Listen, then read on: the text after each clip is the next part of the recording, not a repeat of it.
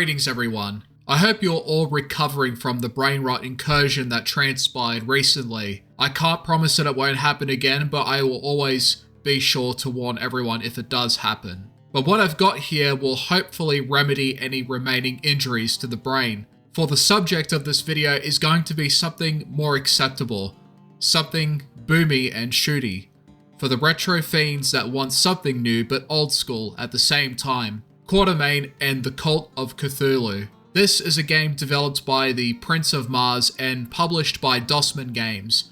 In the past, I've received games from Dossman and I've checked out some of the games that they've sent to me. They specialize in promoting bite-sized retro first-person shooters that harken back to the days of Wolfenstein and classic Doom, and it uses an accessible and easy to get into engine called FPS Editor. I've dabbled in the engine myself ages ago, just to see if I could make my own FPS game. It was very amateurish at the time, but I was proud of my efforts because it showed that I could, if I wanted to, make a polished shooter if I worked harder on it.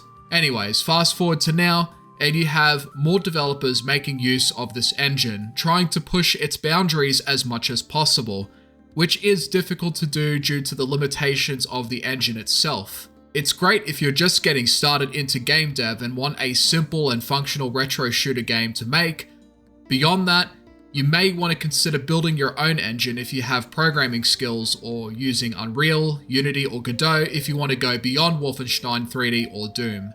Nevertheless, Quartermain and the Cult of Cthulhu is the result of ambition intertwined with a cool setting that's a blend of Wolfenstein, Indiana Jones and the Call of Cthulhu. You've got the setting of Wolfenstein, the quips of Indiana Jones, and the cosmic horror of Cthulhu. So already you have a strong setting that you can immediately get into that has some substance surrounding it, something that boomer shooters sometimes struggle with. Some games I've played would have decent gameplay, but not much more to work with beyond that. I know that boomer shooters generally don't prioritize story and setting, and that is fine, but at least have a setting that's interesting, and thankfully Quartermain already does that for me. The story revolves around an artifact called the Ostia Magicae, which can move entire armies from one place to another or an entirely different dimension.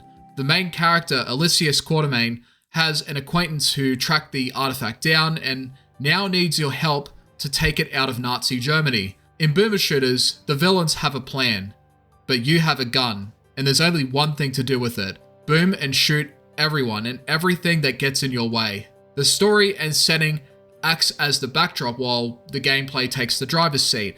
And while you do get some cutscenes and dialogue moments with other NPCs, it doesn't drown you in them. They just show up when the plot needs to move forward, that's all. Out of all of the easy FPS editor games that I've played so far, this has been the best one that I've played. They generally play the same because with Easy FPS Editor, you already have a template to work with when it comes to the camera, the movement, the collisions, and the gunplay. However, you can alter certain variables in regards to certain things like, say, the movement speed, the jumping height, damage output, as well as the head bopping. Quartermain is a lot faster than the other ones that I've played and is also a lot harder than I thought it would be. The ones I've played did have moments of challenge, but were generally pretty easy, where I either never really died or died only once or twice during most engagements, or during specific bosses where I would die a number of times due to a number of annoying reasons. In Quartermain, I would end up dying twice overall in the playthrough. Once was due to a boss that shot missiles at me that I thought I had to dodge, only for my health to get nuked and I would end up dying from the result. What I realized on the second attempt was that I had to shoot them before the missiles got close to me. The second time was on a later level where I tried to shoot an enemy with the game's rocket launcher, only for the rocket to blow me up instead. I was confused and pissed off because it meant that I had to start the whole level again, and it wasn't like I was aiming at the ground or anything. Looking back, what actually happened was that I was aiming while in front of an object. The object in front of me had a collision point, which was way bigger than the object itself, and it led to a death that wasn't even my fault. Other than that though, I got through the game fine, and the circumstance of there not being a quick save, or at least not one that I saw, forced me to play a lot better and think about what I was actually doing if I wanted to succeed in the level. The games on this engine generally don't have select difficulties. The variables are fixed into the gameplay loop, and enemies will generally do a certain amount of damage depending on which enemy you're fighting. This was important to factor in because some of the enemies will shoot you before you can even react. Some can destroy your health if you're not careful.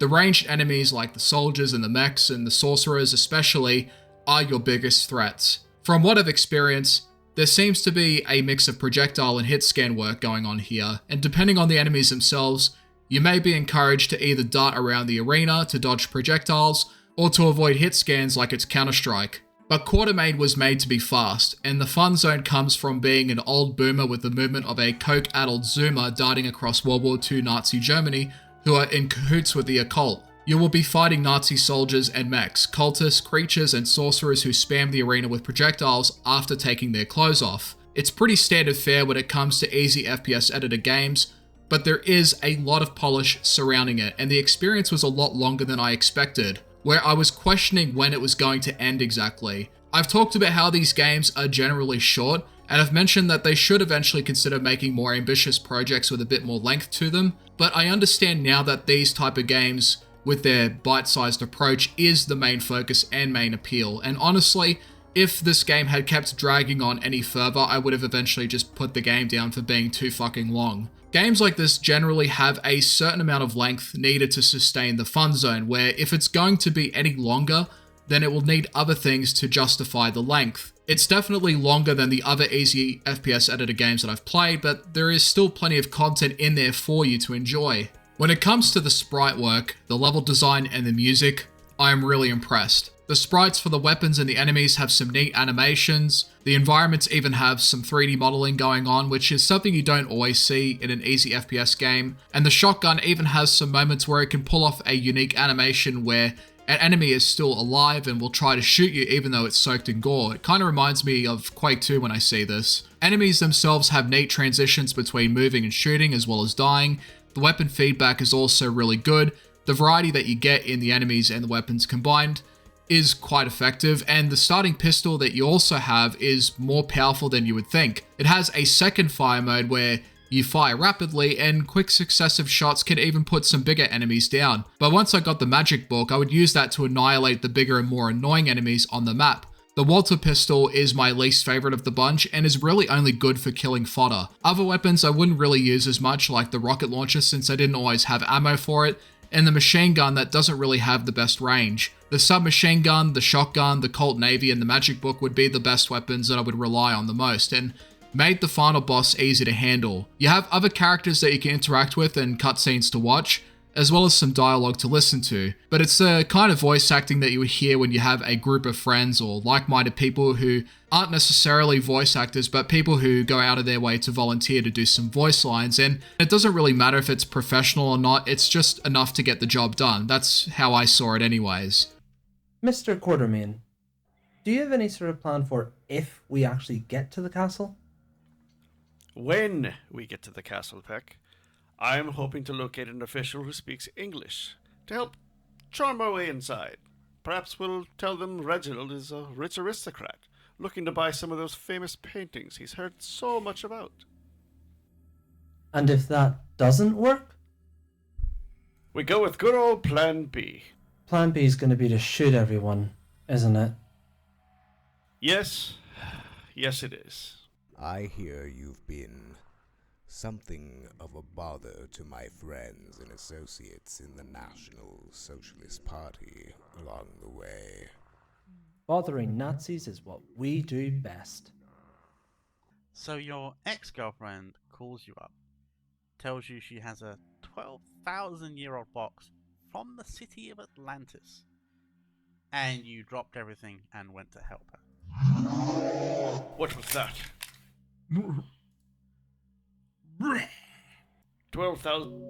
What? In spite of that though, I personally found it endearing because it reminds me of the times I spent doing my own reenactments of voice lines or would make up my own skits by myself or with other friends. The dialogue and the voice work showed me in a way that they had a lot of fun making the game, and having fun making a game is a lot harder than what some people realize, especially if it's a game that you don't believe in anymore. With the graphics, it's retro and it's pixels. From a distance, the sprites look pretty good, but do end up looking very blocky up close, especially with, say, the weapons that you can't not see. Working with smaller pixels can sometimes be a difficult thing, and Not many games can pull it off really well. Some games even prefer to go a different route, such as the pre-rendered route for instance. Take Scarlet Harvest for example. It's an easy FPS game made by Tanner Productions, someone who has covered a number of games made on Game Guru and FPS Creator in the past. With Scarlet Harvest, he would make 3D models and render them into 2D sprites, take existing images and add different shading effects to give off a more 90s inspired vibe. I personally prefer pre-rendered visuals over pixel art in games, especially retro ones, because even when you scale down the image, like say the sprites that come from 3D modeling, there is still a fair amount of detail intact. Quartermain still looks good a lot of the time though, because it does make up for it with good use of texture placements across the levels where each place stands apart from each other, whether it be in a giant castle, a village, a train, or otherworldly fortresses. You'll seek plenty of visual variety in this game, and I appreciate the fact that they put a lot of effort into the level design and the world building aspects of Quartermain. As for the music,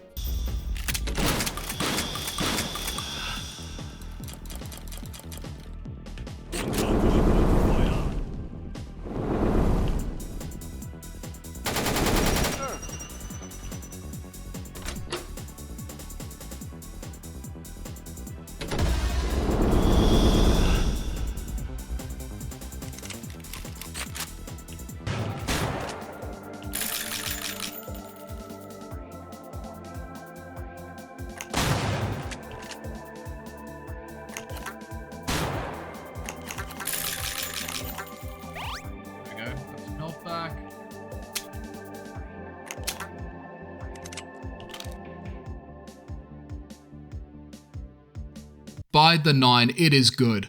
It is fun and it is engaging. It made me feel like I was playing through a well-polished Doom Megawad the whole time, and some Megawads have fantastic soundtracks. Go listen to the music in Ancient Aliens or Back to Saturn X and you'll see exactly where I'm getting at. What really enhances a boomer shooter sometimes isn't gameplay, but fun and engaging music that you could see yourself listening to outside of the game. Whoever did this soundtrack, fantastic job. Well done. You get a gold star. And that's all I have for now. Quartermain and the Cult of Cthulhu is so far the most polished, easy FPS editor game that I've played.